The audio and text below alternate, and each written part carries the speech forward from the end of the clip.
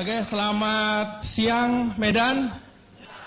Senang sekali saya bisa berbicara di depan Anda semua. Inilah kedua kali saya ke Medan dan saya sangat semangat sekali. Saya bisa bertemu dengan orang-orang yang penuh semangat tinggi mempunyai impian ke depan. Tepuk tangan untuk Anda semua.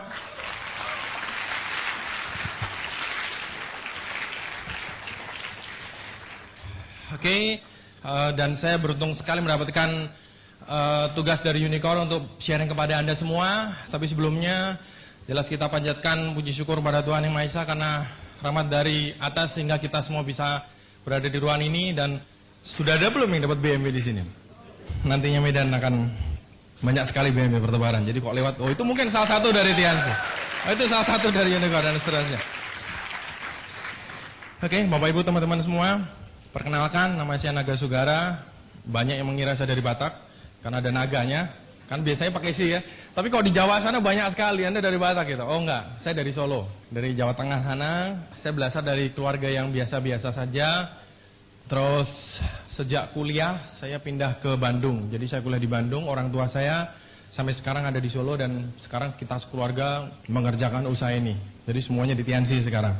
Dulunya tidak mendukung, tapi setelah BMW turun terbukti mau gimana lagi gitu ya.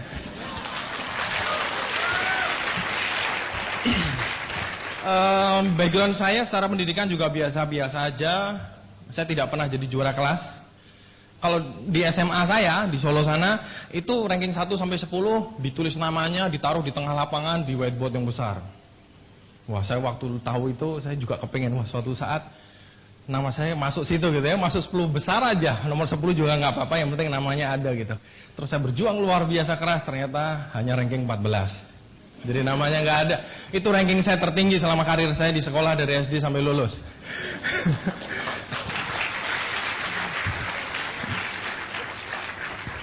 Jadi ternyata jauh lebih susah masuk 10 besar daripada dapat BMW di usaha ini. Susah sekali di sana. Pada saat saya kuliah kira-kira di tahun kedua di Bandung sana, di Unpar, terjadi sesuatu dengan perekonomian keluarga saya. Jadi tiba-tiba usaha yang sudah dibangun berpuluh-puluh tahun oleh ayah saya tiba-tiba bangkrut. Karena ya ditipu orang dan seterusnya. Bangkrut, dan itu betul-betul bangkrut habis-habisan. Jadi bukan kembali ke titik nol, tapi ke titik minus. Dan minusnya besar sekali. Sampai rumah kita di Solo dijual. Jelas tidak ada biaya untuk saya melanjutkan kuliah. Oleh saudara kita, orang tua saya diungsikan ke Malang untuk menenangkan diri, karena itu stres berat sekali. Terus saya kuliah dibiayai oleh paman. Nah itu suatu pengalaman yang terus terang bikin syok saya.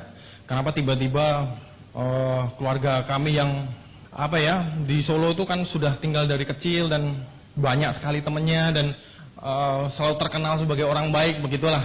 Tapi kok kenapa diberi sesuatu yang berat sekali itu? Kita sampai harus mengungsi, benar-benar sampai ke titik minus. Itu pengalaman yang sangat pahit, terutama pada saat saya minta kiriman bulanan. Kadang-kadang kan kurang, misalkan harus beli buku ini kan sambil kuliah tetap jalan ya, harus beli buku ini dan segala macam. Saya harus telepon ke paman saya minta uang tambahan. Saya tahu paman saya sih baik sekali, misal kamu minta berapa langsung dikirim. Cuman ada perasaan di dalam tuh, aduh kenapa kok bukan saya minta ke orang tua gitu loh, kenapa harus minta ke orang lain? Itu pahit sekali. Jadi maksud saya kadang-kadang kita nggak pernah tahu apa yang akan terjadi gitu. Jadi bersiaplah sebelum semuanya terlambat. Mungkin sekarang Anda dalam posisi enak, Anda seorang manajer, Anda seorang mungkin direktur, pemilik perusahaan yang semuanya lancar. Tapi kadang-kadang terjadi hal sesuatu yang mendadak dan itu tidak terhindarkan. Jadi maksudnya kalau Anda bisa menaruh telur di beberapa keranjang, taruh telur di beberapa keranjang. Jadi kok pecah satu kan masih ada telur yang lain gitu lah. Oke, nah itu yang saya alamin. Jadi keluarga kami benar-benar habis secara ekonomi. Bahkan setelah dari Malang mengungsi itu kita kembali numpang di rumah saudara. Nah dengan background seperti itu saya kuliahnya jadi terus terang jadi agak males. Karena apa? Dari sejak SMA saya mengamati orang-orang yang lulus kuliah dengan IP setinggi langit. Dan saya amatin bagaimana gaya hidup mereka beberapa tahun setelah lulus. Termasuk saudara-saudara saya juga yang lulusan luar negeri dan seterusnya. Saya liatin gitu loh, apa sih perkembangan. Memang kalau nilainya bagus pasti sukses enggak gitu. Ternyata yang saya dapat tidak semuanya sukses. Betul ada yang sukses tapi banyak yang enggak juga. Di situ saya mengambil kesimpulan kalau saya bekerja keras sehingga IP saya bisa 4,5 misalkan, belum tentu saya akan sukses. Banyak yang sukses dengan IP tinggi, tapi ternyata belum tentu. Di situ saya melihat, oh ternyata ini belum tentu jalannya.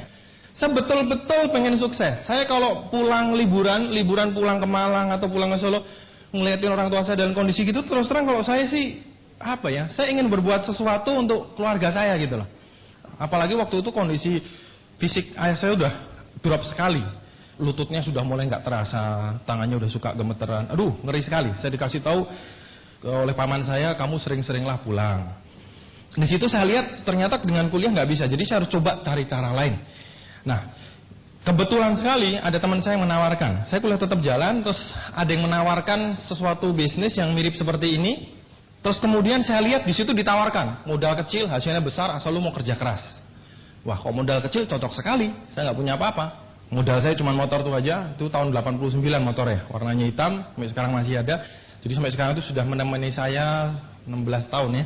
Nah, suatu hari saya ditawarkan bisnis seperti ini, saya lihat dengan modal kecil hasil bisa besar. Oke, kalau gitu saya jalanin. Saya nggak peduli kerja sekeras apa, yang penting saya bisa sukses, katanya. Terus saya berjuang mati-matian kurang lebih 1,5 tahun sampai 2 tahun. Karena saya melihat ada jalan yang lebih bagus, kuliah hampir saya tinggal. Jadi IP-nya tuh terjun bebas. Terjun bebas yang rekor tertingginya 0,00. Nah, ternyata kampusnya tuh pintar sekali. IP-nya tuh dikirim ke orang tua. Ketahuan deh. Terus saya ditelepon kakak saya, kamu tuh gimana sih? Kita nih keluarga udah seperti ini. Kamu istilahnya kuliah tuh udah disumbang istilahnya ya. Kok sampai seperti ini? Saya tahu kamu nggak bodoh gitu loh. Sebodoh-bodohnya orang masa sih nggak bisa 0,5 gitu loh. Ini benar-benar bulat gitu loh. Telur dan telur 0,00.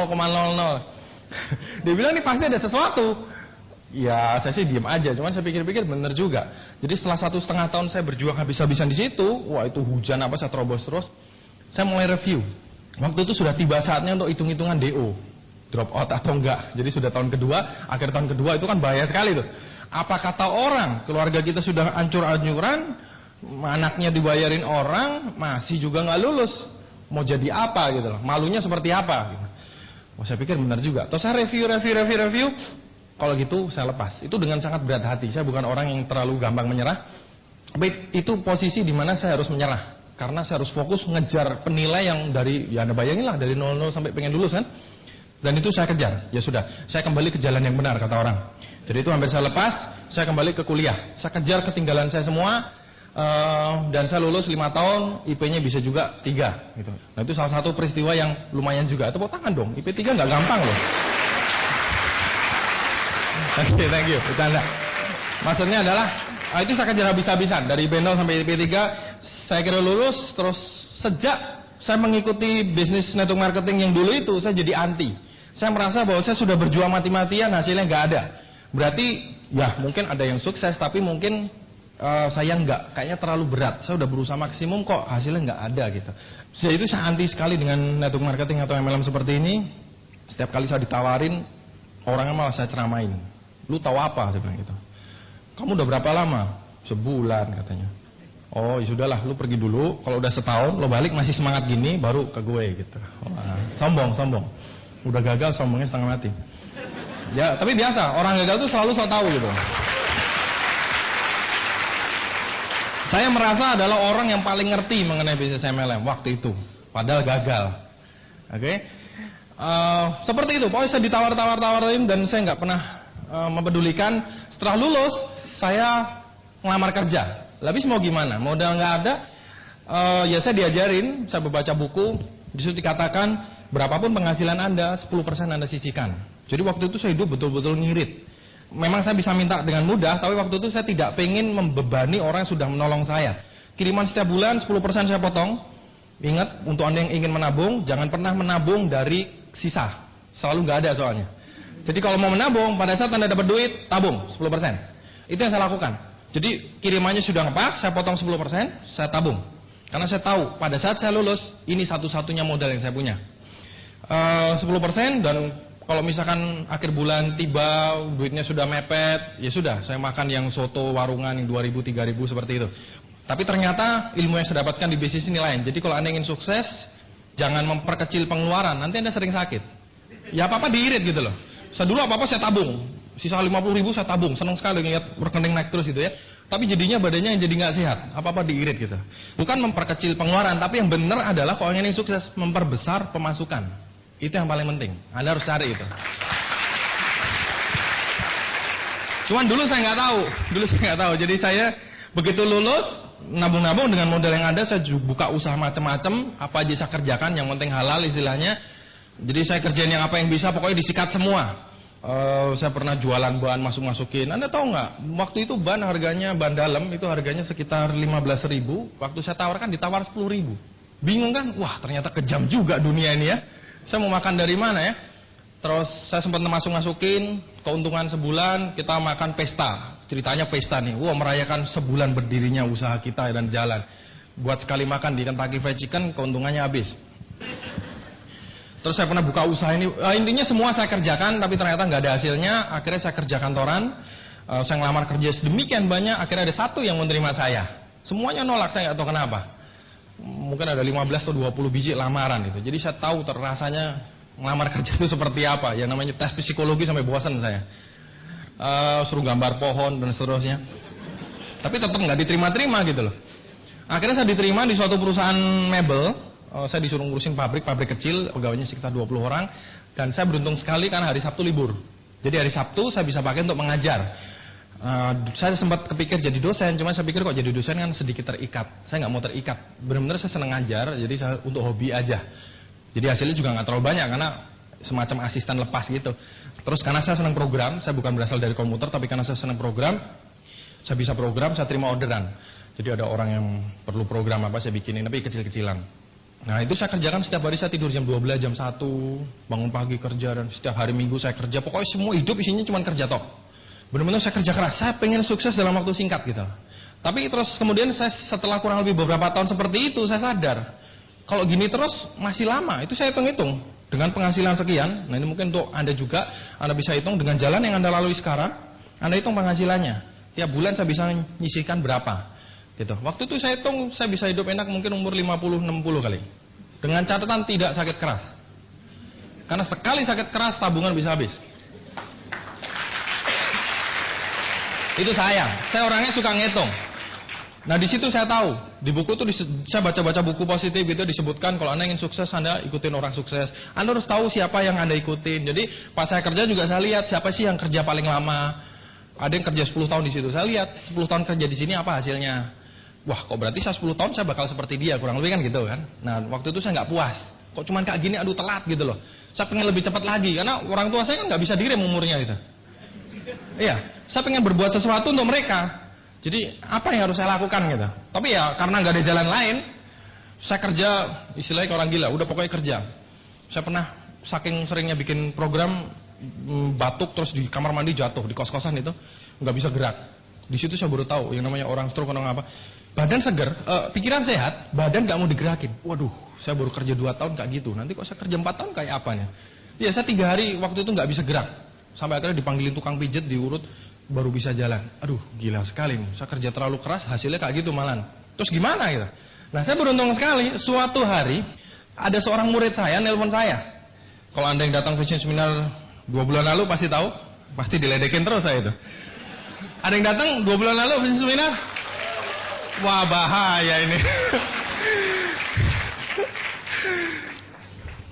Saya ditelepon seseorang mahasiswa saya, jadi saya ngajar di kampus kan udah berapa tahun ganti-ganti. Salah satu tiba-tiba nelpon, waktu itu saya masih ingat sekitar jam 8 malam dan Bandung itu kan kotanya dingin sekali. Saya tinggal di daerah utara, di daerah yang dingin gitu, yang tinggi. Jadi udah dingin, tinggi pula gitu. Jadi waktu itu saya pakai celana pendek, telepon kos-kosan tuh di depan. Saya ditelepon ya saya terima. Nah akhirnya dia nelpon, saya terima, kita ngobrol tuh hampir 1-2 jam. Sampai saya kedinginan karena celana pendek di situ. Cuma saya pikir kan mau motong nggak enak gitu ya. Ngobrol-ngobrol tuh dia cerita bahwa dia punya pacar. Dia masuk ke saya agak susah karena sponsoring up. Saya lebih tua, istilahnya asistennya di kampus gitu loh. Jadi nggak bisa sembarangan, mau nggak gitu, nggak bisa. Nah ini teknik namanya edifikasi. Dia promosi orang ketiga, pacarnya sendiri kebetulan. Dia cerita mengenai pacarnya. Pacarnya orang hebat, salah satu orang sukses di Jawa Barat waktu itu. Katanya ya. Kan saya nggak kenal nih. Cuman yang saya baca buku katanya gini, kalau lu mau sukses, ikutin orang sukses, deket-deket sama orang sukses. Siapa tuh kecipratan katanya gitu di buku. Jadi saya pikir, wah benar juga ya. Kalau saya ingin sukses, saya coba cari orang sukses deket-deket. Siapa tuh kecipratan? Biasanya sih kecipratan apa aja, proyek kayak apa tuh biasanya sih gitu. Nah waktu ditelepon saya juga kepikir, kalau gitu ya sudahlah, datang aja. Siapa tahu saya juga ikut kecipratan. Ternyata begitu datang, janjian waktu itu batal, terus berapa hari kemudian janjian lagi datang. Waktu itu malam-malam saya pulang dari teman naik motor, yang perempuan pakainya biasa, tapi saya langsung lihat yang lakinya. Dia datang pakai sepatu mengkilap, celana kain, baju hem panjang, rambut disisir mengkilat ke belakang, bawa tas. MLM pasti.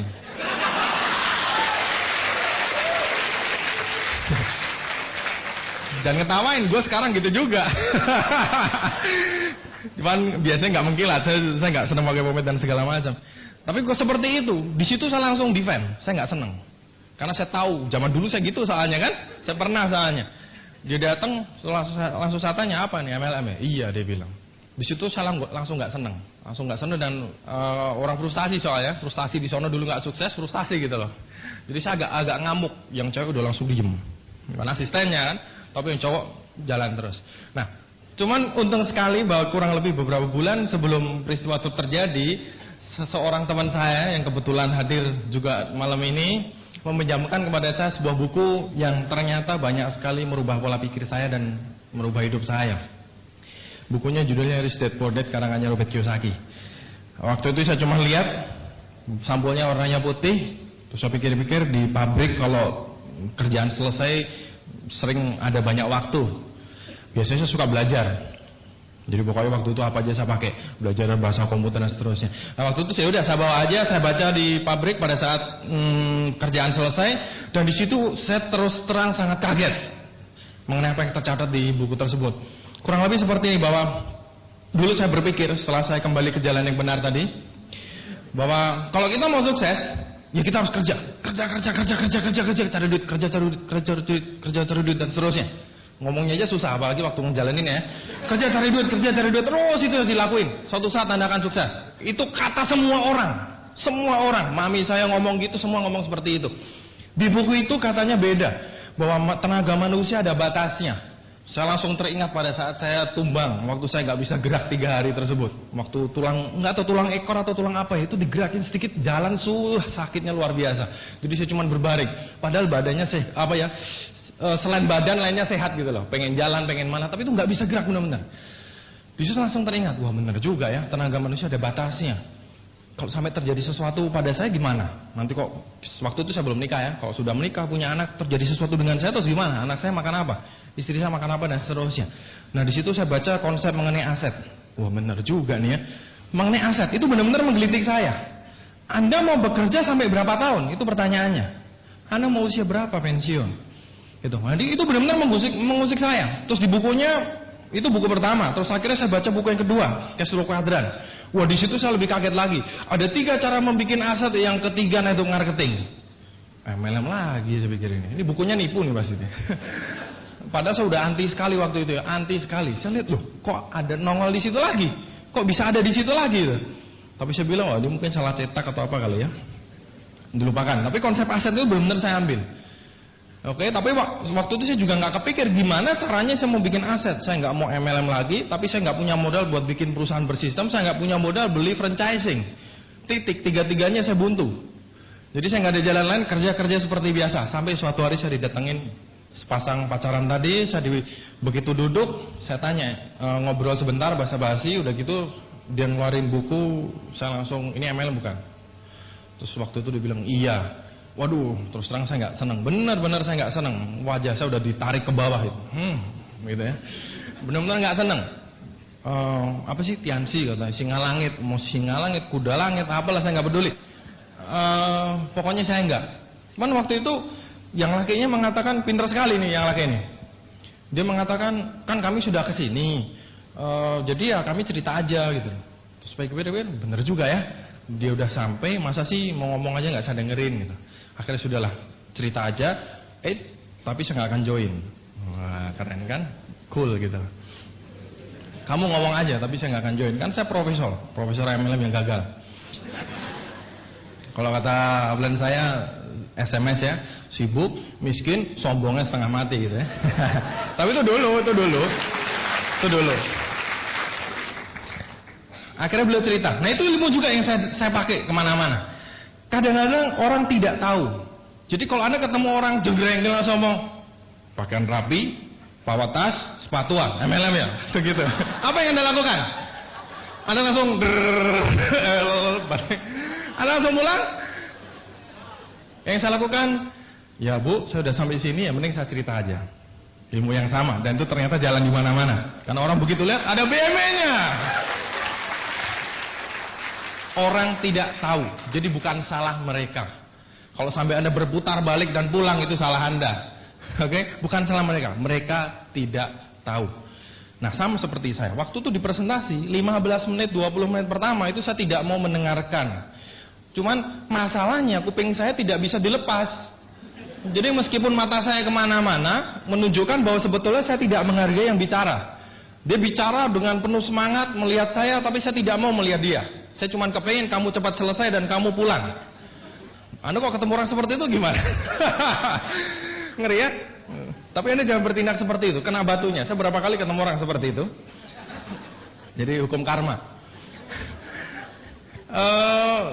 Dia cerita-cerita meskipun saya nggak ngeliatin, tapi masalahnya kalau telinga saya tutup kan nggak sopan. Jadi akhirnya apa yang dikatakan tuh masuk semua. Masuk sampai saya sedikit banyak tergerak. Karena sebetulnya posisi saya posisi mencari ya. Saya tahu bahwa lewat jalan ini kayaknya susah gitu. Mau umur seberapa saya bisa sukses? Saya harus cari jalan lain. Tapi jalan lain kalau MLM saya nggak mau. Harus jalan yang lain lagi. Cuman nggak ketemu. Cuman waktu itu begitu disodorin MLM, Tiansi, aduh saya sebetulnya berat hati sekali. Cuman saya lihat lebih penting mana? Rasa trauma saya atau impian saya? Itu pilihan yang sangat sulit. Mau trauma, mau pilihan. Kok trauma, gini terus. Banget pagi, pulang sore, sampai nggak tahu kapan. Atau mau impian. Nah itu benar-benar mengusik saya waktu itu. Ada beberapa poin yang masuk ke saya. Oh, sebagai info, pasangan tadi Bapak Luis Tendan dan Ibu Feve. Tepuk tangan. Untuk saya, di hidup saya kali ya, beliau benar-benar orang yang sangat berjasa. Untung sekali beliau waktu itu ngotot. Kalau enggak, aduh saya nggak tahu. Saya masih seperti yang dulu. Jadi kadang-kadang kita nggak tahu bahwa sebetulnya mereka sponsor Anda mungkin ada diajak ke VS pertama kali mungkin. Apa ini orang berdiri-berdiri juga joget. Tapi mungkin saya nggak tahu. Tapi mungkin ini bisa menjadi berkat buat Anda sehingga 1-2 tahun dari sekarang Anda bisa dapat BMW, dapat dan lain-lain. Waktu itu saya posisinya seperti itu, saya nggak ngerti, nggak nangkep maksudnya apa sih gitu. Cuman saya di presentasi kemudian saya di follow up. Nah ini juga penting, kadang-kadang banyak sekali orang kerjanya cuma presentasi tok, hanya presentasi, kemana-mana presentasi nggak pernah follow up. Saya ingat di follow up Pak Luis, waktu itu beliau presentasi besoknya keluar kota, dia bilang saya akan ke Jakarta 2 hari waktu itu. Ya sudah, saya di hari ketiga nggak salah di follow up, saya didatengin lagi, terus saya disetelin VCD waktu itu VCD Rusia. Waktu itu yang dapat BMW baru 2, Pak Luis baru bintang 6. Dan beliau presentasi seperti seakan-akan dia sudah terima BMW-nya. Ngototnya minta ampun, PD-nya setengah mati. Ya Anda udah kenal beliau ya. Seperti itu. Sejauh sebelum beliau dapat BMW. Itu ilmu yang saya pakai. Pokoknya sekarang PD dulu. Jadi Anda belum dapat BMW, ke showroomnya lihat-lihat BMW dulu. Saya suatu saat pasti akan punya. Itu yang harus kita lakukan. Sehingga pada saat kita presentasi semangatnya keluar. Karena ini satu konsep yang saya ambil dari Paulus bagus sekali, bahwa manusia itu selalu berpikir dulu baru bertindak. Anda nanti acara selesai Anda mau pulang. Apakah Anda akan berpikir dulu, saya akan turun tangga ke sana, naik mobil atau naik motor ke sana pulang? Atau Anda tiba-tiba, loh badanku kemana nih? Kira-kira yang mana? Pikir dulu ya. Betul? Nah ternyata cara kerja manusia itu seperti itu. Anda harus berpikir dulu, baru badan ngikut. Kalau Anda tidak pernah berpikir bahwa Anda mau pulang, kira-kira Anda sampai rumah nggak? Enggak. Kecuali digotong teman Anda. Karena di gedung terus acara udah selesai, nggak pulang-pulang. Bercanda ya. Tapi seperti itu. Nah sekarang kalau Anda tidak pernah berpikir bahwa Anda kan sukses, bahwa Anda kan dapat BMW, kira-kira akan pernah jadi kenyataan nggak? Enggak juga. Jadi ternyata itu yang saya dapat. Sebelum Anda sukses, Anda harus berpikir bahwa Anda suatu saat akan sukses. Bahwa suatu saat Anda akan dapat BMW-nya. Saya pikir benar juga. Anda menikah misalkan. Apakah Anda di depan altar atau di depan penghulu atau yang lain, tiba-tiba Anda lihat sebelah Anda kaget, loh kok ini perempuan ini di sini ngapain gitu? Atau Anda sudah berpikir, ini maksudnya bagian cowok ya, Anda sudah berpikir jauh, mungkin bertahun-tahun sebelum itu bahwa someday saya akan menikah dengan pujaan hati saya. Selalu manusia berpikir dulu, badan ngikutin. Kalau berpikir aja nggak pernah, bagaimana badan mau ikutin? Nah itu yang saya lihat dari Pak Louis, semangat itu sedemikian menggelora, sehingga keegoan saya yang profesor gagal MLM, yang sombong setengah mati itu jebol semua gitu. Oleh semangatnya beliau yang kayak arbah itu. Oke? Itu sehingga itu yang saya pakai. Kemana-mana kita presentasi, meskipun Anda belum dapat BP, mungkin Anda masih bintang 3, Anda harus presentasi. Anda harus yakin 1-2 tahun dari sekarang Anda akan terima BMW-nya. Itu Anda harus yakin dulu. Meskipun seperti saya, BMW kayak apa aja terus terang saya nggak tahu. Saya nggak bisa nyetir, nggak pernah punya mobil. Saya cuma tahu jenis mobil itu cuma sedan, Jeep, sama Kijang. Karena memang saya nggak senang mobil dulunya sebelum dapat BMW. Setelah dapat BMW, wah ternyata enak sekali tuh. Khusus. Kemarin saya telepon Pak Edo, beliau ngambil BMW-nya, saya tanya, gimana Pak BMW-nya Pak? Enak banget. Oh iya, saya baru tahu kenapa BMW itu mahal sekali. Karena enak, di setir di tol dan seterusnya. Lebih enak lagi di bisnis ini, free, gratis. Nah, itu yang dilakukan Pak Louis, beliau presentasinya semangat luar biasa. Sampai saya itu yang gentar. Ini yang saya gila atau dia yang gila ini? Yang gila yang mana ini?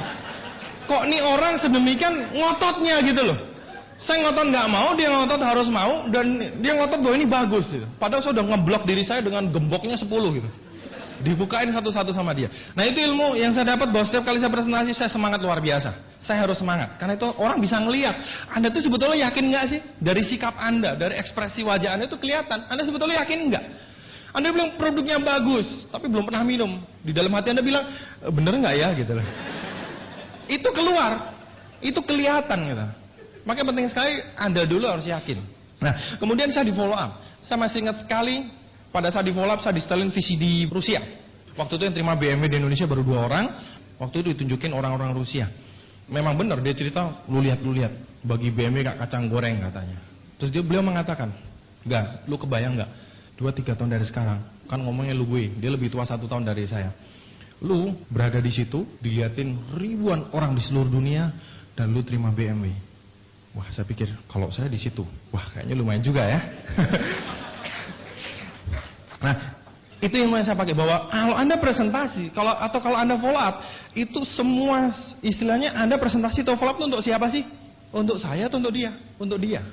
Jadi nggak ngomong ini lo terima BMW, wah gue sebentar lagi mau terima BMW nih. Orang nggak peduli, itu Anda. Terus saya gimana? Jadi kita selalu presentasi itu untuk beliau, untuk orang yang Anda presentasi. Nah, setelah saya di follow up sekali saya langsung join waktu itu. Beliau pintar sekali, dia langsung pada saat follow up tanya jawab segala macam, disetelin visi segala macam, tiba-tiba dia menyubek lembar formulir, langsung, udah kamu isi dulu, ya. KTP ada KTP, ada. Udah kamu pokoknya saya masih setengah-setengah, tapi waktu itu beliau bilang ada penyakit nggak? Maksudnya ada masalah kesehatan nggak? Saya bilang nggak ada, tapi orang tua banyak, saya bilang. Ya sudah, yang penting sekarang lu pakai dulu. Yang untuk minum standar kalsium, waktu itu kalsium 2 dan Cordyceps 1. Oh iya, ngerti juga nggak waktu itu saya kalsium Cordyceps, cuma diceritain sekilas. Begitu beliau pulang, saya baru sadar kok saya join tadi ya. Bingung saya. Jadi kadang-kadang orang tuh ragu bukan karena nggak mau, bingung dia. Kadang-kadang orang tuh bingung, jadi hanya perlu Anda pimpin. Apalagi yang melankolis. Melankolis itu kok mikir 1000 kali. Kalau Anda baca buku Personality Plus, manusia dibagi 4 tipe. Sanguin, phlegmatis, melankolis, dan koleris. Orang melankolis kadang-kadang terlalu banyak pertimbangan. Ngelangkah enggak, mikir aja kerjaannya. Sampai tetangganya dapat BMW, dianalisa lagi gitu. Dipikir lagi, nggak pernah action. Saya melankolis, biasanya programmer melankolis biasanya. Kan ruwet itu, bulet itu. Oke? Nah itu yang dilakukan. Dan itu yang saya lakukan juga. Oke, jadi kadang-kadang kalau ada orang bingung, ya sudah, Anda minum produknya dulu. Dan itu ternyata jalan juga, orang suka bingung. Nah, sebetulnya apa yang membedakan bisnis ini dengan bisnis yang lain di luar sana? Banyak sekali. Sekarang, Anda tahu nggak? Yang namanya franchising, itu dulunya di Amerika sono, asalnya kan dari sana itu konsep, itu hampir dilarang sama DPR-nya sana. Karena konsepnya aneh. Masa buka usaha bisa dibeli orang lain, sistemnya doang. Udah gitu harus bayar fee ke yang punya sistem. Itu nggak masuk akal, hampir dilarang. Nah sebetulnya sama. Namanya barang baru itu selalu dianggapnya negatif dulu. Anda tahu sepeda pertama kali, saya baca di mana? Itu karena yang naik sepeda banyak yang jatuh, dianggap sepeda itu sebetulnya kiriman setan. Anda bisa tertawa, tapi zaman itu benar-benar serius. Karena orang yang naik kok jatuh semua, banyak yang lecet-lecet, anak nangis segala macam. Wah, ini nggak bener ini.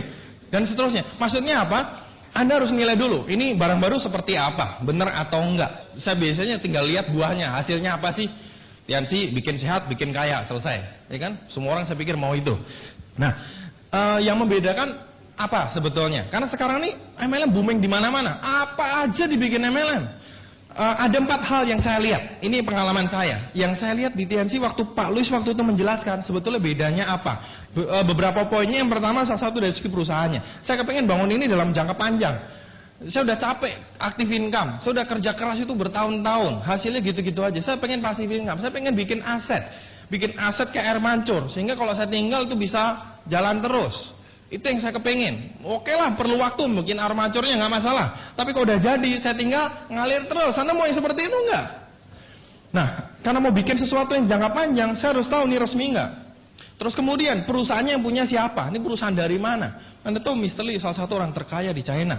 Dan saya waktu itu berkesempatan ke China juga lihat ternyata TNC itu grup besar, bergerak di bidang minyak, properti kontraktor, punya universitas, macam-macam. Satu anak perusahaannya bikin makanan kesehatan yang dibikin MLM ini, network marketing ini. Oke? Nah, itu perusahaannya saya lihat very strong. Namanya salah satu orang terkaya di China, nggak sembarangan dong ini. Terus saya lihat produknya unik, nggak bisa ditiru orang, punya pabrik sendiri, terus dipakai semua orang. Orang dari akan lahir sampai seseorang akan kembali ke tanah. Itu perlu kalsium. Jadi maksudnya apa? Produk utama kita itu diperlukan range-nya besar sekali.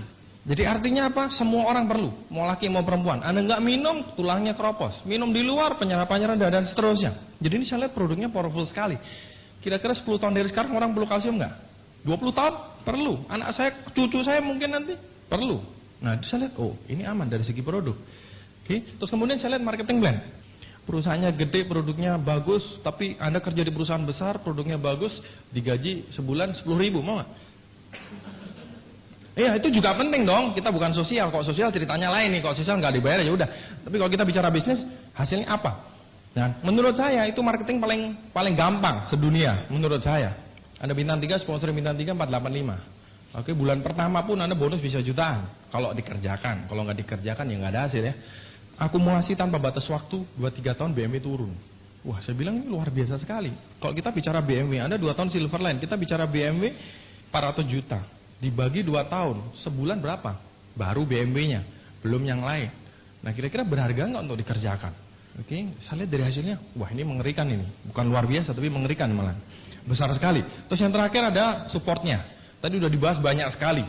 Intinya bahwa kita akan ada yang membantu. Kalau saya orangnya gampang sekali. Kata buku nih, mau sukses ikutin orang sukses, titik.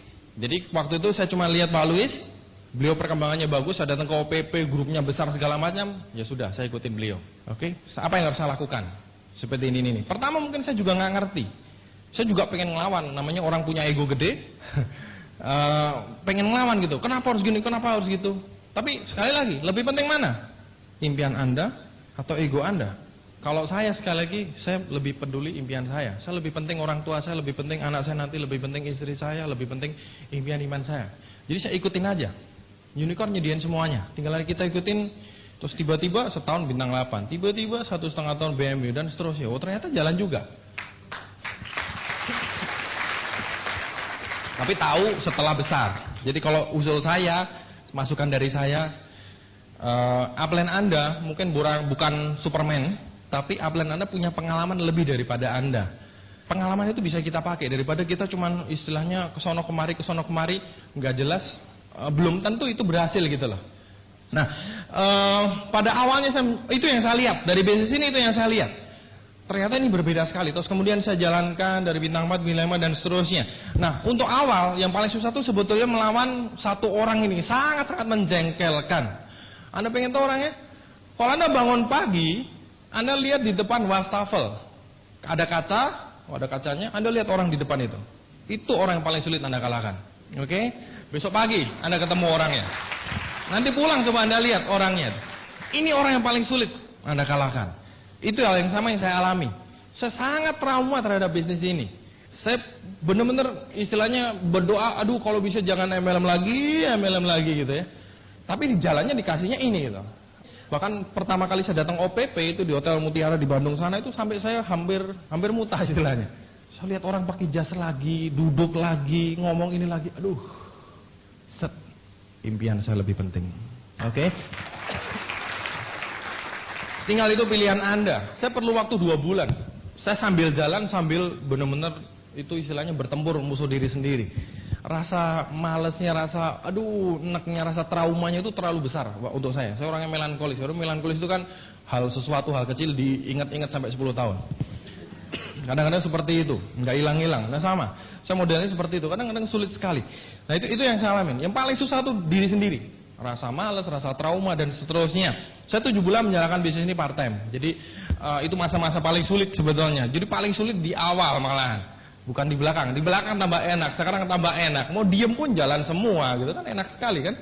Nah tapi awalnya nih yang paling sulit. Saya 7 bulan itu part time. Jadi saya nggak langsung keluar kerja. Ingat background saya sangat berbahaya seperti itu secara ekonomi. Kalau tiba-tiba saya keluar kerja nanti kalau ada apa-apa gimana? Jadi saya nggak keluar kerja. Saya 7 bulan part time. Jadi pulang kantor jam 5, saya luangkan setiap hari 2-3 jam. Tapi benar-benar fokus gitu ya, konsultasi dan seterusnya. Kerjanya benar 2-3 jam setiap hari. Sabtu Minggu apalagi lebih banyak. Itu saya kerjakan terus. Nah paling sulitnya itu pada saat membangun luar kota. Misalkan Jumat malam gitu ya, pulang kerja saya langsung naik kereta. Waktu itu ke Solo, bangun Sabtu, Minggu malam pulang ke Bandung, Senin pagi masuk kerja. Kayak gitu tuh. Jadi pola hidupnya benar-benar tidak sehat waktu itu. Tapi hanya 7 bulan, nggak masalah. Kalau disuruh 70 tahun nggak kuat saya. Jadi maksudnya apa? Memang perlu waktu untuk membangun. Awalnya mungkin terasa banyak sekali tantangan. Bukan susah ya saya bilangnya, itu banyak sekali tantangan. Tapi kemarin salah satu dosen saya mengatakan bagus sekali. Anda tidak bekerja keras di usaha ini, Anda akan tetap bekerja keras seperti ini di tempat lain. Bedanya di sini lebih singkat. Sekarang pertanyaannya, apakah Anda pilih yang singkat dan nantinya bisa santai, atau Anda pilih yang panjang sekali nggak jelas dan nggak santai-santai? Tapi dosen saya mengatakan seperti itu dan saya pikir benar sekali. Waktu dulu saya kerja keras luar biasa. Tidur jam 12, jam 1, bikin program kerja segala macam, sama sebetulnya kerjaannya, cuma bedanya saya ganti ke sini. Dan di sini 1-2 tahun bintang 8, 2-3 tahun silver line, sebentar lagi gold line, Anda bisa freedom. Itu perbandingan. Kalau saya orangnya suka hitung-hitungan, kalau saya selalu bandingin. Saya nggak kepengen usia saya bertambah 10 tahun lagi dan saya menyesali dulu. Wah dulu tuh saya salah. Banyak orang seperti itu. Jangan. Putuskan sekarang, Anda lakukan yang terbaik, terserah Anda. Anda mau jalan ini atau enggak, terserah Anda. Ini saya percaya hidup itu pilihan kok. Hidup itu pilihan. Hidup itu pilihannya di tangan kita. Anda mau lakukan apa terserah. Jadi bukan salah orang lain. Kalau ada yang salah ya kita. Gitu. Itu yang saya pegang. Oke. Nah, 7 bulan kalau ditanya prosesnya bagaimana, terus terang kalau saya sih, kalau tadi saya cerita mungkin seakan-akan kerja keras banget ya, sebetulnya ya juga enggak. Kalau saya pribadi memandangnya itu ya biasa aja sih. Misalkan Anda bekerja kantor, berangkat pagi pulang sore, sulit nggak? Enggak kan? Ya emang udah biasa kayak gitu kok. Ya seperti itu. Jadi yang saya rasakan ya biasa aja. Berangkat presentasi, kadang-kadang hujan, naik motor si hitam teman saya itu, tepuk tangan buat si motor itu dong. Kalau Anda bagi yang naik motor kemana-mana, tentu Anda tahu. Sering kali saya pulang kerja, mandi, pakai pakaian rapi, pakai jaket. Terus begitu mau keluar hujan, hujan. Presentasinya jauh sekali, bisa setengah jam lebih naik motor. Berangkat nggak? Berangkat? Enggak. Berangkat? Enggak. Berangkat? Enggak. Kalau saya, impian saya jauh lebih besar daripada hujan yang cuma seperti ini. Berangkat. Kenapa saya hanya membandingkan? Zaman saya bekerja dulu, mau bangun pagi jam 7, mau hujan mau apa, harus masuk kantor. Kenapa saya nggak serius di bisnis ini? Bahkan di sini saya mengejar impian saya sendiri. Di waktu saya bekerja untuk bos saya. Kalau tambah kaya, bos saya yang tambah kaya. Saya kecipratan dikit sih memang. Gitu. Tapi beliau yang tambah kaya gitu. Kenapa untuk impian saya tidak bekerja keras seperti itu? Minimum sama aja. Minimum sama. Kadang-kadang hari Minggu kita ada meeting apa, ngomel. Sekarang pertanyaan saya, kalau Anda bekerja, Anda ditelepon bos Anda, Minggu lembur. Anda berani nolak nggak? Saya pikir enggak. Maksud saya adalah di sini Anda berjuang untuk dream Anda gitu loh. Masa perjuangannya setengah daripada kalau Anda bekerja untuk orang lain gitu istilahnya. Jadi minimum kerjakan bisnis ini sama. Saya melihat dari awal, this is business. Ya seperti bisnis yang lain aja sih. Yang harus kita sadari bahwa sebetulnya potensi ini besar sekali. 1-2 tahun bintang 8, 2-3 tahun silver lion. Itu sangat bernilai sekali untuk kita kejar. Terus sering sekali saya naik motor, bagi Anda yang naik motor dan pakai kacamata, itu tentu Anda pasti tahu. Yang paling susah itu kalau udah hujannya gede, besar sekali, kacamatanya mulai berembun dan berbasah-basah ria gitu kan. Karena di kacamatanya nggak ada wiper kan. Jadi kadang-kadang sulit gitu ya. Aduh gimana gitu. Terus yang paling sulit kalau hujan besar gitu, di mana-mana genangan air di mana-mana. Di perempatan tuh kadang-kadang berhenti. Saya udah pelan-pelan dari jauh nih. Jangan sampai berhenti karena di pas perempatan di lampu merah itu ada genangan air. Saya udah pelan-pelan, nggak berubah-berubah merah terus. Jadi sampai situ harus berhenti kan? Jadi sepatunya masuk ke genangan. 1, 2, 3, celup. Oke. Seperti itu. Itu sebetulnya hal-hal kecil sih sebetulnya, hal-hal kecil. Mungkin Anda akan alamin juga. Tapi kalau saya anggap itu perjuangan aja, itu sebagai cerita aja. Dan saya mengatakan pada diri saya, sering saya naik motor tuh jauh, presentasi kemana segala macam. Saya hanya berpikir pas hujan-hujan sendirian di tengah jalan gitu ya, malam-malam pulang dari presentasi, itu saya suka berpikir, ini saya ngapain sebetulnya nih ya, kata-kata. Hujan-hujan, wah kadang-kadang butirannya besar kalau hujan, sakit, kena kulit. Saya cuma mikir, aduh, tenang aja, cuma 2 tahun.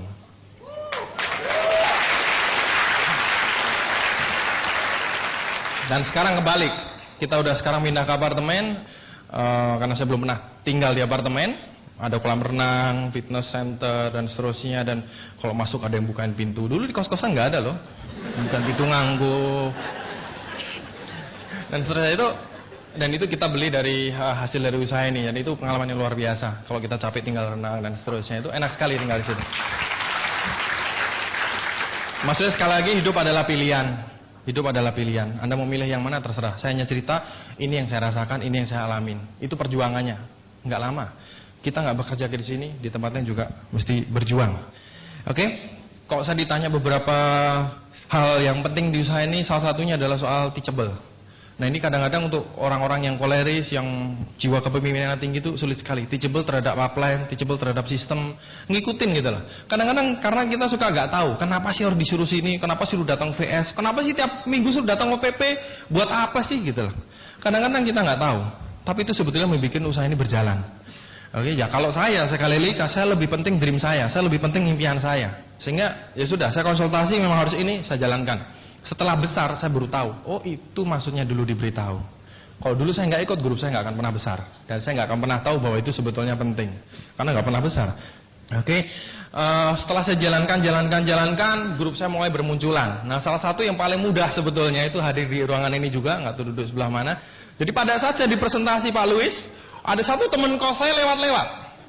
Jalan-jalan lewat-lewat gitu kan. Dia pernah nawarin saya bisnis seperti ini dan saya tolak mentah-mentah, saya ceramain. Jadi dia mungkin berpikir bahwa saya nggak akan mau join lagi, udah pernah orangnya galak banget waktu ditawarin MLM gitu. Dan waktu saya dipresentasi, dia lewat-lewat cengar-cengir. Mungkin dia mikir, nah sekarang lu dipresentasi MLM lagi gitu kali ya. Itu teman kos saya. Terus setelah saya jalankan, saya cuman masuk ke kamarnya, saya bilang, dia tanya, gimana, lu ikutan nggak? Gue sih kayaknya ikutan. Ya sudah, kalau lu ikut, gue ikut. Loh, kok gampang amat gitu loh. Ya. Dan dari grup itu, dari sesederhana itu, sekarang keluar grup banyak sekali. Ada Pak Eri Giong, penerima BMW, Bapak Rizky Kanata, dan besar sekali grupnya. Beliau Bapak Yimi Operson. Di mana beliau Bapak? Bapak Yimi ya? Ada, di salah satu sudut. Tadi ada. Oke. Intinya itu apa yang ingin saya ceritakan, hukum 10, 80, 10. Maksudnya apa? Dalam kita menjalankan usaha ini, Anda kan bertemu, kalau Anda bekerja keras, saya percaya bahwa keberuntungan, ada yang orang bilang, itu kan untung-untungan. Lu ngomong di depan hoki, nggak ada hoki di usaha ini. Saya baca di mana-mana yang namanya keberuntungan, itu akan datang kepada orang yang bekerja keras. Oke, kalau Anda nggak pernah bekerja keras, keberuntungan juga akan pernah datang. Kalau Anda nggak pernah beli kupon undian, mana pernah Anda menang? Minimum beli 1 kan? Oke, keberuntungan akan datang kalau kita bekerja keras. Nah, ada hukum 10, 80, 10. 10% orang seperti itu. Anda ketemu belum dia apa-apain sudah mau join duluan. Kadang-kadang nelpon Anda, gue mau join. Loh, nggak dia apa-apain ini. Kok nyerahnya terlalu cepat? Sulit dikit dong, kurang rame nanti. 10% orang seperti itu. Anda akan bertemu nantinya. Gampang sekali, nggak diapa-apain juga join. Baru lihat Anda, udah gue percaya sama lu, udah gue join. Loh, ini ada apa ini? Gampang sekali. 80% itu perlu proses lebih lanjut, di follow up dan seterusnya. Dan ada 10% lagi, itu yang mau Anda apakan nggak akan mau join. Mau Anda apakan pun, Mr. Lee mau Anda dibawa datang, bawa helikopter, mau BMW 10 Anda jajar, dia tetap bilang,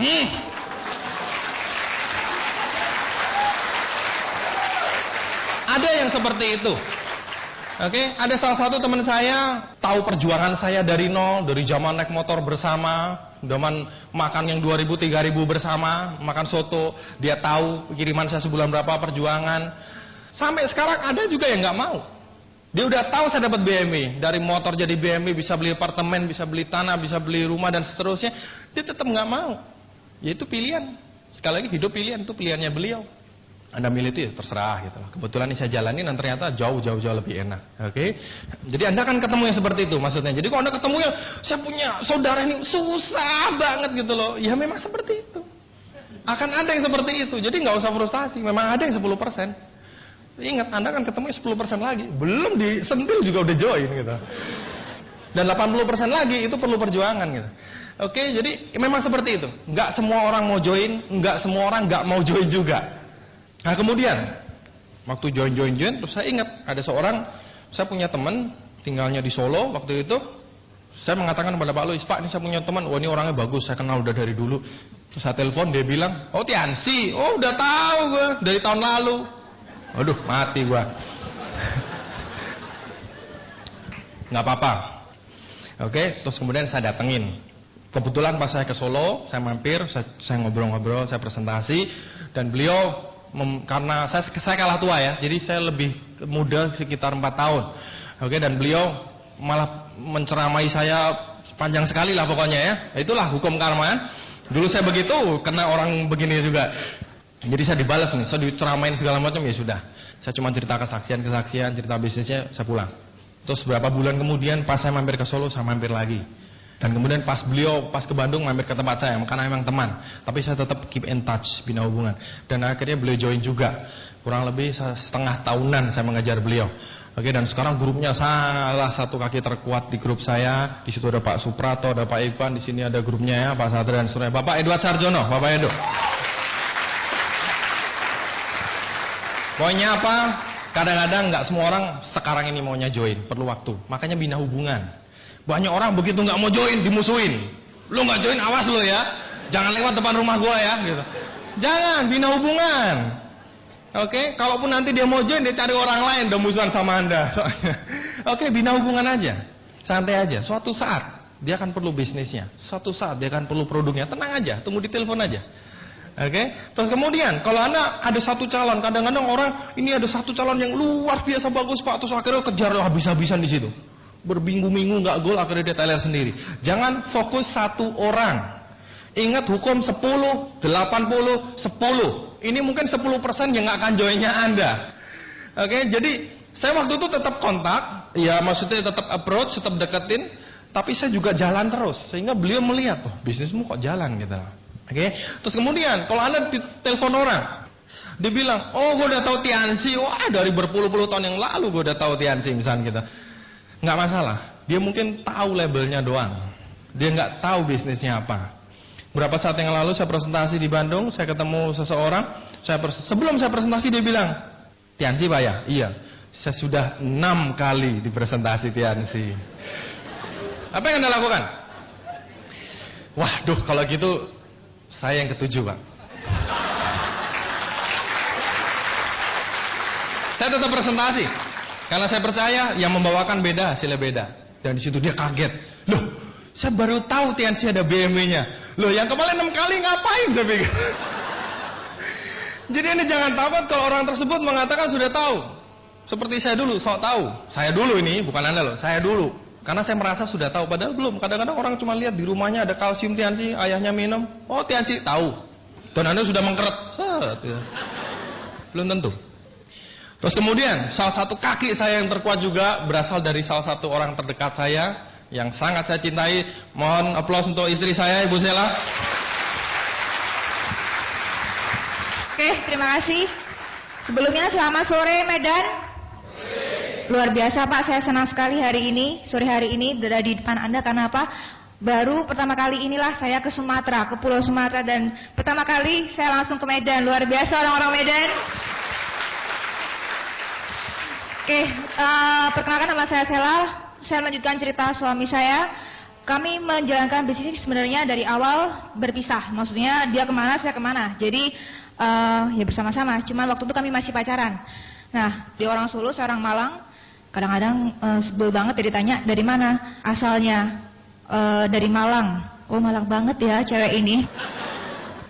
Gak apa-apa Pak, karena Tiansi saya orang Malang yang beruntung. Karena ketemu Tiansi ya.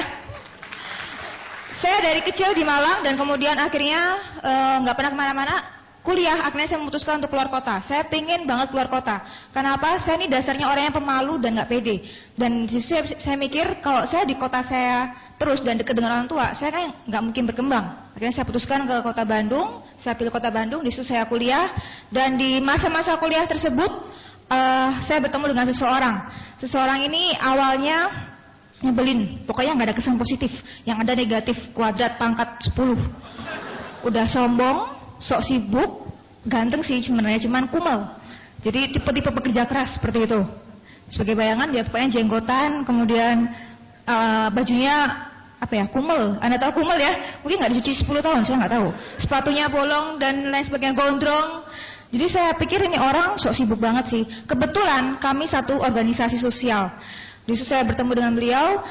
Seperti saya katakan tadi, kesan awal adalah kesan negatif. Saya sebel, ini orang udah judes, cowok kok judes ya, biasanya kan cewek judes, ini cowok judes gitu. Tapi setelah saya berkenalan, saya sudah mulai deket, istilahnya kalau anak ABG sekarang PDKT, kita ngobrol banyak. Di situ saya baru tahu ternyata beliau betul-betul bekerja keras waktu itu. Dan beliau betul-betul mempunyai impian yang besar untuk sukses. Dan siapa beliau? Gak usah jauh-jauh, ada di sini orangnya, Bapak Naga Segara. Jadi di situ awalnya kita bertemu. Waktu itu beliau betul-betul sibuk, mau bikin program, kerja lah dan segala macam. Jadi yang lain selesai kegiatan ngobrol-ngobrol, ini malah enggak. Sorry, ada klien. Cie. Bener-bener sombong sih emang. Dulu, oke. Kemudian akhirnya kami pacaran dan di tengah-tengah pacaran itu tadi seperti sudah diceritakan, ada Ibu Feve yang menawarkan kami sebuah usaha Tiansi. Nah, awalnya saya nggak tahu apa-apa Pak soal Tiansi. Jadi sebagai bayangan dulu awalnya saya nggak dianggap, diceritain juga enggak soal Tiansi. Tiba-tiba waktu saya datang ke kos beliau mau main ceritanya, malah diajak. Mau kemana? Ke hotel. Oh, ke hotel ngapain? Ada pertemuan apa? Pertemuan bisnis. Oh yaudah, saya ikut aja. Jadi saya orangnya nggak pernah bisnis, nggak pernah kerja, nggak kebayang dunia bisnis seperti apa. Nurut-nurut aja deh, namanya pacar ya udah. Daripada saya nganggur juga. Sampai sana ternyata saya baru tahu itu adalah pertemuan Tiansi, OPP Tiansi. Dan disitulah pertama kali saya menemani beliau yang pertama kali juga ternyata. Kalau Anda mau bocorannya, sebelum berangkat beliau sudah bawa kerjaan programmingnya itu. Saya ngomong loh, katanya mau lihat pertemuan, kok ngapain bawa kerjaan? Takutnya bosen. Jadi begitu dalamnya trauma beliau mungkin, jadi takutnya bosan, jadi sampai membawa kerjaan yang lain. Akhirnya saya melihat di situ Tiansi pertama kali, jujur aja namanya orang pertama kali lihat nggak ngerti apa-apa Pak, jadi nggak jelas. Tapi setelah selesai dijelaskan, cuma satu hal nyantol di kepala saya, ini bisnis tidak ada ruginya. Kenapa? Jelas, produknya kepakai, kemudian bisnisnya akumulasi, someday pasti nyampe. Cuman modal 2 juta itu pun berupa produk. Jadi nggak ada ruginya sama sekali. Walaupun belum terbersih oleh saya, join apa enggak. Akhirnya waktu di parkiran, Pak Naga nanya, gimana mau join apa enggak? Join, belum kepikiran. 3 hari saya pelajarin bukunya, saya lihat-lihat. Akhirnya saya memutuskan oke saya join. Tapi sebelumnya saya pengen dipresentasi sekali lagi, dijelaskan. Saya datang ke Pak Naga, tolong dong jelasin sekali lagi Tiansi. Dijelasin apanya lagi? Ya presentasi deh sekali lagi. Beliau nggak mau Pak, nggak usah jelasin, yang penting punya 500 ribu nggak? Buset deh, mentang-mentang pacar langsung ini ya.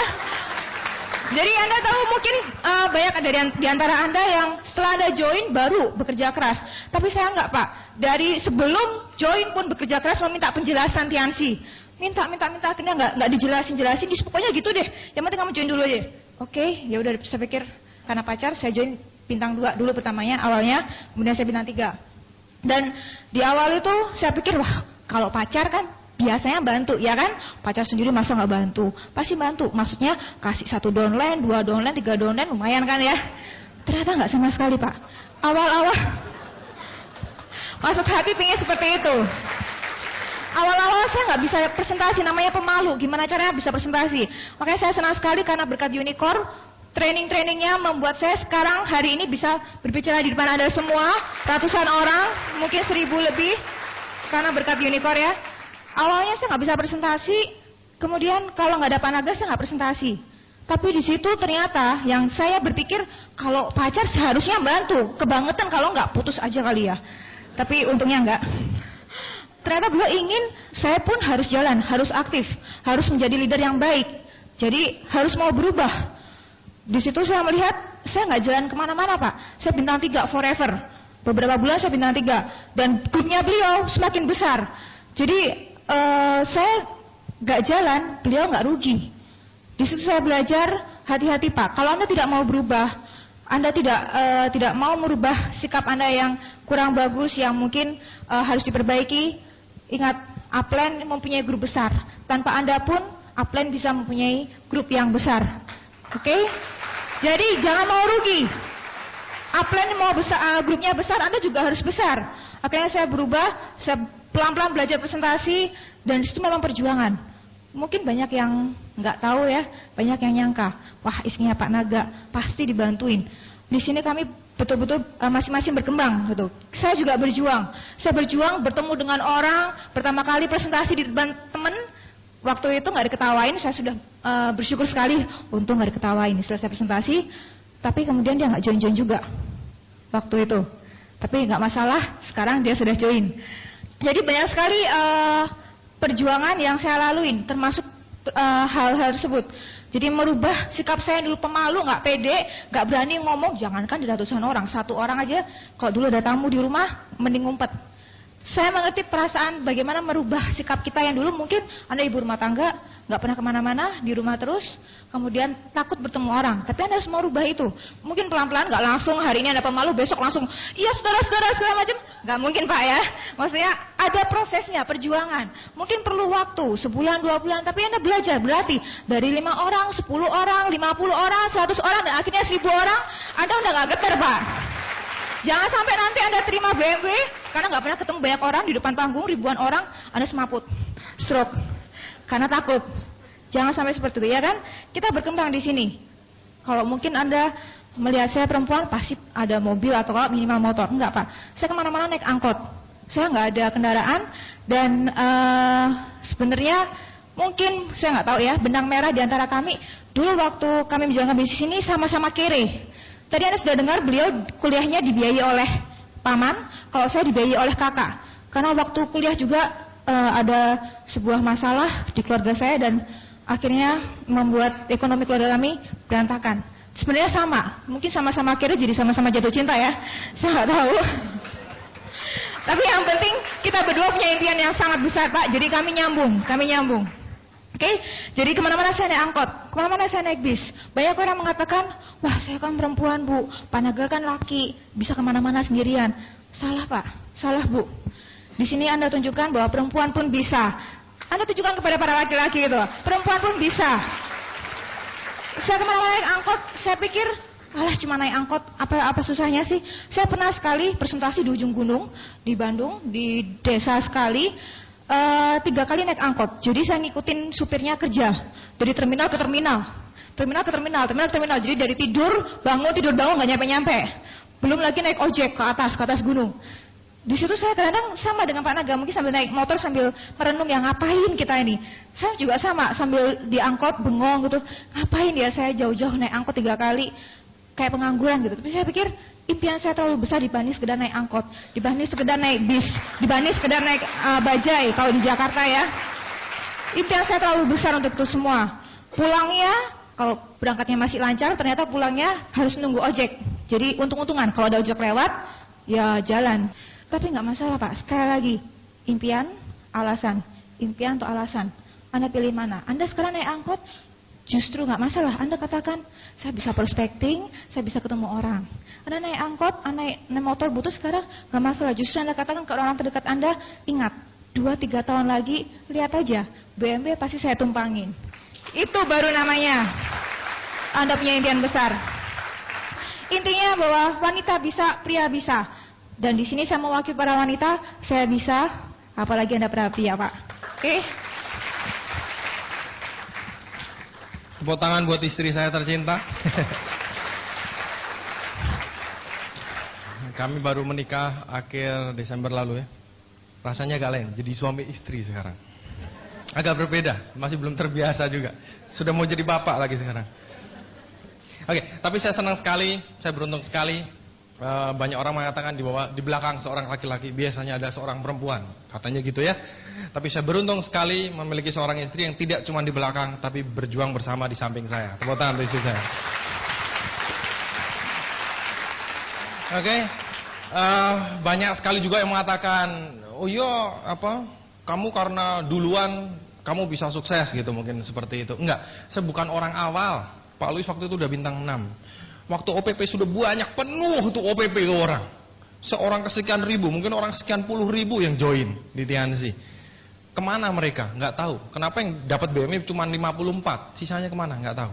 Jadi bukan menentukan awal atau akhir atau gimana, enggak. Yang menentukan adalah, Anda sudah lihat tadi poin-poin pentingnya, memang perusahaan ini didesain untuk jangka panjang. Dan Andanya sendiri bagaimana. Jadi sekarang pun Anda berjoin, sekarang baru mungkin Anda belum bergabung, Anda malam ini bergabung, 2-3 tahun dari sekarang BMW 1 biji untuk Anda, itu sangat mungkin sekali. Oke, setelah sedemikian banyak proses yang kita lalui, terus terang masalah sih banyak ya, macam-macam lah. Cuman kalau saya melihat bahwa itu sebagai bunga-bunga kerjaan aja sih. Seperti saya kalau dulu kerja, kadang-kadang ribut sama karyawan yang lain, itu biasa. Kadang-kadang Anda bekerja dimarahin bos, itu kok menurut saya sih biasa. Itu merupakan suatu proses. Anda kuliah mendapat tugas yang setumpuk, itu proses, betul nggak? Atau Anda kuliah dapat tugas tumpuk, nggak mau kuliah, ngapain kuliah gitu? Enggak kan? Kalau Anda melihat bahwa itu sebagai suatu proses, bahwa Anda lihat di ujungnya, Anda kan bisa menjalani dengan jauh lebih enak. Kenapa orang tua Anda mau sedemikian berjuangnya membiayai Anda kuliah atau sekolah? Meskipun nggak punya uang, mereka kan habis-habisan. Karena mereka tahu bahwa nanti setelah kuliah, Anda bisa cari kerja. Anda mendapatkan ijazah yang sangat berguna untuk cari kerja. Itu pemikiran mereka. Oke? Kenapa mereka nggak berpikir bayar kuliah tiap semester, beli buku lagi, mahal ini segala macam. Tapi mereka nggak pernah mengeluh. Karena itu, dream. Mereka sudah lihat jauh di depan. Mungkin kita yang ngelakuin sebagai seorang mahasiswa masih nggak sadar gitu. Tapi orang tua kita sudah melihat. Nah, kurang lebih seperti itu bisnis ini. Kalau Anda jalaninya dengan Anda melihat dream Anda, impian Anda, semuanya kan jadi jauh lebih enak. Masalah pasti ada lah, itu nggak mungkin enggak. Anda membangun bisnis apapun, kerja di bidang apapun, itu pasti ada. Cuma itu sekali lagi, itu hanyalah bunga-bunga kehidupan istilahnya ya. Ya, Anda pasti lewatin semua. Terus setelah kami melewatin, sekarang kami mencapai, saya Silver Lion, istri saya Bronze Lion. Kalau lancar semuanya, tahun depan istri saya akan terima BMW juga. Jadi kita mungkin ada buat 2 BMW. Kita sedang berjuang. Jadi apa yang kita dapatkan dari usaha ini banyak sekali, tidak bisa istilahnya diungkapkan dengan kata-kata. Salah satunya dari segi materi, dari motor butut tadi dikatakan sampai jadi mobil, dan motornya nggak dijual, jadi jangan ditawar. Motor itu motor kenangan perjuangan saya, menemani perjuangan saya, darah keringat saya sampai sekarang masih ada. Jadi di apartemen saya bawa 2 kendaraan, 1 motor, 1 lagi BMW, jauh banget ya. Motornya butut tahun dulu gitu ya. Terus saya beli mobil lagi, saya taruh di keluarga untuk dipakai. Terus sekali juga kok saya ngembangin Jawa Tengah, Jawa Timur, mobilnya saya pinjam sebentar. Terus keluarga kami sekarang jauh lebih enak, kami mengurus TNC semua. Terus saya juga nanti kalau Anda mencapai peringkat-peringkat tinggi di usaha ini, Anda akan diajarkan bagaimana bergerak di bidang investor, diajarin bagaimana beli apartemen, bagaimana beli tanah, beli macam-macam ya. Oke, itu setelah bisnis Anda jadi nantinya. Jadi secara materi banyak sekali. Penghasilan saya waktu itu berapa? Sempat saya hitung ya, sekitar 3 tahun waktu itu. Berapa tahun ya? 3 tahun kalau nggak salah. Itu kalau dikumpulin semua, nggak dipakai apapun, nggak dipakai makan, nggak di apapun, dengan sebulan di sini besar sebulan di sini sekarang. Lebih kayaknya 4 atau 5 tahun itu saya pernah ngitung. Jadi intinya apa ya? Anda berlari di rel mana itu menentukan sekali efeknya. Beda sekali, bisa jauhnya setinggi langit. Kok saya mikir dulu ya, zaman saya awal join, kok kayak ngimpi ya, like dreams comes true gitu. Tapi ternyata ini jadi kenyataan ya. Ini kok dicubit sakit juga gitu loh. Tuh, cubit sakit juga. Ini bukan ngimpi ini ya. Itu akan terjadi juga dengan Anda. Oke, 1-2 tahun Anda tahan. Apalagi selain dari segi materi, kok dari tadi ngomong duit. Aduh, gimana sih? Nggak enak lah ngomong duit terus. Nggak cuma duitnya, misalkan Anda senang berjalan-jalan. Dari bisnis ini dengan background seperti itu, saya nggak pernah mikir ke luar negeri. Dari bisnis sudah ke China, ke Jerman, Belanda, Perancis, dan yang lain-lain. Itu saya senang sekali, saya senang traveling. Makanya saya senang juga ini ke Medan, ini kedua kali. Nanti kalau waktunya sempet, saya pengen juga ke Danau Toba, pengen lihat kayak apa sih gitu lah. Nanti kalau sempet juga ke Alaska, katanya kayak alamnya indah sekali. Ke New Zealand tuh katanya bisa naik kano berdua, alamnya tuh pegunungan, waduh, udaranya alami sekali. Itu saya denger terus itu. Suatu saat saya akan datang ke sana. Saya juga pengen pegang salju, saya belum bisa pegang salju. Kok di Indonesia, Anda harus di puncak gunung di Jayapura, nggak salah ya, di Jayawijaya atau apa itu. Harus ke puncak gunung sana. Gitu. Kayaknya lebih gampang kalau langsung ke luar negeri kali ya, pegang salju gitu. Oke, terserah Anda ingin apa. Apalagi salah satu yang saya sangat senangin adalah perkembangan kepribadian.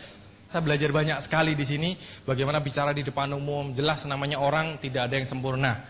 Oke, Silverline juga manusia ya, bukan dewa. Jadi tetap aja. Tapi di sini kita bisa bertumbuh. Bicara di depan umum, saya bisa punya grup dari satpam, tukang sapu sampai pemilik perusahaan. Itu menarik sekali dari ibu-ibu, bapak-bapak dan seterusnya. Handling dengan orang. Saya dulunya juga pemalu, orang introvert. Anda tahu introvert? Teman setia saya itu namanya komputer. Saya paling malas suruh bergaul sama orang. Mungkin tuh yang melankolis biasanya kayak gitu juga. Tapi di sini saya berlatih. Ada teman saya yang dari luar negeri kuliah, terus pulang ketemu saya, kamu kok berubah ya? Hah? Apanya? Perasaan sih enggak gitu. Tapi ternyata orang lain bisa berubah, melihat kita gitu. Dengan sistem unicorn saya yakin sekali bahwa kita semua akan berubah jauh lebih baik. Di bisnis lain, tadi saya ceritakan bahwa kadang-kadang dulu saya semakin bekerja, waktu saya semakin habis. Dulu saya untuk menengok orang tua aja, itu kalau pas libur lebaran, sekali itu aja. Zaman kuliah saya 2 kali, karena semesteran. Sejak bekerja, setahun sekali karena lebaran. Dari bisnis ini saya bisa pulang hampir tiap bulan ke Solo, untuk mengunjungi orang tua saya. Saya bisa meluangkan waktu yang banyak dengan istri saya. Banyak mengatakan setelah kita menikah kemarin, Pak kapan bulan madu? Loh, santai aja tiap hari bulan madunya kok. Oke, Anda bisa meluangkan waktu yang banyak untuk orang-orang yang Anda sayangin. Saya kepengen anak saya nantinya pada saat besar, saya pengen pahlawannya itu bukan orang lain, bukan Satria Baja Hitam atau Superman atau SpongeBob atau Dora. Tapi saya kepengen pahlawannya adalah orang tuanya sendiri. Karena setiap hari orang tuanya bisa mendampingin dia, bikin PR diajarin, dimandiin, zaman kecil maksudnya. Tapi bisa meluangkan waktu yang banyak untuk anaknya. Karena seorang anak itu hanya melihat bukan uang, tapi kadang-kadang melihat cinta orang tuanya dari waktu. Berapa banyak waktu yang Anda sisihkan untuk anak-anak Anda? Berapa banyak waktu yang Anda sisihkan untuk orang tua Anda? Dolen saya Pak Eriko mengatakan bagus sekali bahwa kadang-kadang kita memberikan hanya sisa waktu. Setelah saya bekerja, setelah saya lembur, setelah saya ada tugas segala macam, baru waktu untuk keluarga. Kadang-kadang seperti itu. Berapa banyak waktu Anda yang Anda sisihkan untuk orang-orang yang disayangin? Bisnis ini semakin Anda besar, Anda semakin banyak waktu bisa Anda pakai. Oke, pakailah waktu. Waktu tidak bisa diputar balik. Ya jalan-jalan gitu. Jadi itu waktu nggak bisa dibeli. Waktu itu sesuatu yang sangat berharga. Berikan waktu yang terbaik untuk orang-orang yang Anda sayangin. Orang tua Anda, untuk anak Anda, pacar Anda kali, istri, suami Anda. Waktu itu berharga sekali. Orang sekaya apapun tidak bisa membeli waktu. Terus dari bisnis ini juga salah satu yang saya senang dulu pada saat saya terima BMW saya di Berlin, maju di depan ribuan orang, waktu itu berseratus ya, kita dari Indonesia ada 13 terima BMW, waduh saya senang. Tapi jauh lebih senang kemarin saya di Malaysia. Saya lihat grup saya ada 6 orang yang maju ke depan dan menerima BMW mereka masing-masing. Jauh lebih senang. Dan jauh lebih senang lagi karena dapat kapal pesawat ya. Oke, tapi inilah bisnis ini. Anda harus membantu orang lain dulu untuk supaya Anda bisa sukses. Oke, saya ingat pengalaman saya dulu zaman SMA pada saat liburan waktu itu catur wulan namanya ya. Itu saya pernah naik gunung. Itu seumur hidup sekali-kalinya saya naik gunung gitu. Sekali-kalinya. Cuman karena saya pikir masa sih nggak pernah naik gunung, saya naik gunung. Itu di dekat Solo, namanya di dekat Tangmangu sana. Namanya saya lupa gunungnya karena ya cuma sekali itu aja ke sana. Kita melakukan persiapan. Jadi teman-teman SMA waktu itu sekitar 10 orang. Kita berangkat, terus malam-malam kita sampai di desa paling dekat dengan kaki gunungnya. Kita camp di situ, minta izin ke Pak RT-nya dan segala macam, ngisi buku. Takutnya nanti kalau kesasar ada apa-apa ya. Minta izin segala macam, akhirnya berangkat, naik. Wah, waktu berangkat pertama 10 orang pakai ransel yang berat-berat karena barangnya kan masih lengkap semua itu. Bersiul-siul, ada yang nyanyi-nyanyi segala macam, kan tuh ada pos-pos ya. Naik gunung tuh ada pos-posnya. Bersiul-siul, nyanyi-nyanyi, wah dengan prok-prok segala macam. 10 menit kemudian nyanyiannya berhenti. Setengah jam kemudian, aduh. Oke. Sampai pos 1 masih seger semua. Begitu pos 2, aduh. Begitu pos 3 teman saya salah satu minta balik. Udah gue gak kuat, gue mau balik aja katanya. Seperti itu. Terus begitu mau masuk pos 4 itu yang paling berat. Karena jalannya benar-benar nanjak. Memang ada undang-undakannya tapi itu benar-benar nanjak. Nah, ketua kelas saya waktu itu, zaman SMA, ketua kelas saya itu sebagai pimpinan rombongan. Dan dia pernah mendaki gunung tersebut. Jadi beliau selalu memberikan kami semangat waktu itu. Ayolah, tinggal deket lagi tuh loh kelihatan puncak gunungnya. Ayo cepetan gitu ya. Benar juga ya, kayaknya dekat, jalan lagi. Terus capek lagi, duduk lagi. Ayo, soalnya kita ngejar sunrise. Jadi itu kita mendaki malam hari. Kita kepengen nyampe di puncak itu melihat matahari terbit. Jadi waktu itu kita agak ngejar waktu juga. Ketua kelas itu ayo cepetan, ayo terus dikit lagi. Oh, ya deh, jalan lagi. Waduh, capek lagi. Terus itu dikit lagi. Ayolah, dikit lagi segala macam. Jalan lagi. Terus ayo itu lo kelihatan. Iya, dari tadi juga kelihatan. Bulan juga kelihatan kan? Tapi dia bilang, "Ayo, terus," katanya. Wah, itu perjuangan saya salah satu yang terberat kali ya. Beratnya minta ampun. Terus lutut itu kayak, udah kayak nggak kerasa lagi ya. Bener-bener naik gunung. Terus kita akhirnya sampai ke atas.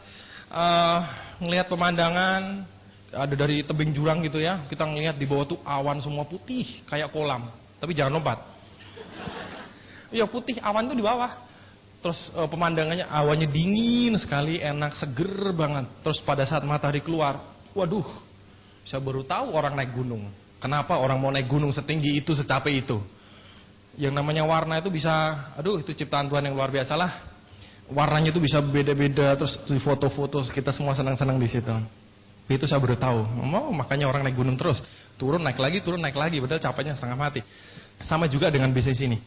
Oke, pada saat Anda mulai, kita membawa ransel juga, karena kita perlu alat bantu. Terus pada saat Anda mulai, mungkin Anda di tengah jalan mulai capek, Anda mulai lupa mau ke puncak gunung. Anda nggak tahu, Anda diomongin sih, di atas katanya pemandangannya indah, bener nggak?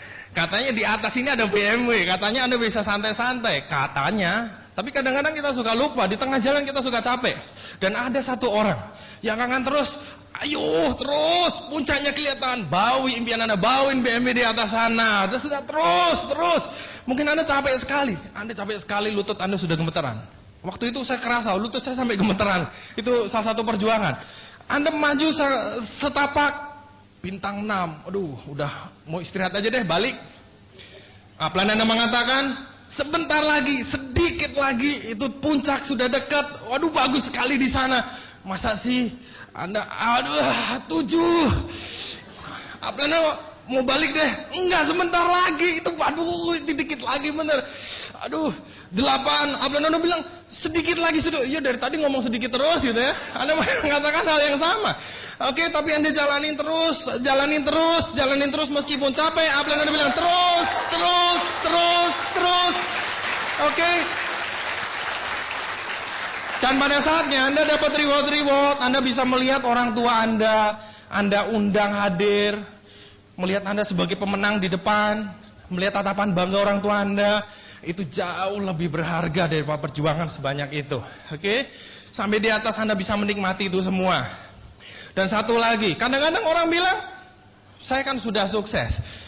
Di buku saya baca bahwa kesuksesan Anda bukan ditentukan berapa kaya Anda, bukan.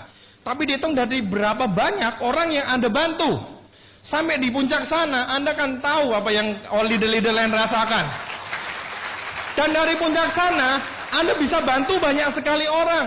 Mungkin teman-teman Anda yang belum bergabung di usaha ini, mungkin saudara-saudara di luar sana, mungkin mereka sudah berjuang bertahun-tahun, capek luar biasa. Mereka mempunyai impian yang besar, tapi mereka tidak bertemu jalan. Seperti saya dulu, saya sudah berjuang setengah mati, saya pengen membahagiakan orang tua saya, jalannya mana? Oke, dari sana Anda bisa bantu teman-teman Anda. Ayo. Ayo, Anda berikan BMW satu kepada mereka semua. Oke, dan suatu saat Anda bisa berdiri di atas panggung, di atas puncak gunung kemenangan Anda. Dan Anda bisa katakan bahwa mungkin dulu orang yang Anda tidak dihargai orang lain, mungkin Anda hanya, ranking selalu paling bontot, anak paling kecil, nggak pernah berprestasi. Tapi di sini Anda bisa tunjukkan kepada dunia bahwa saya bisa.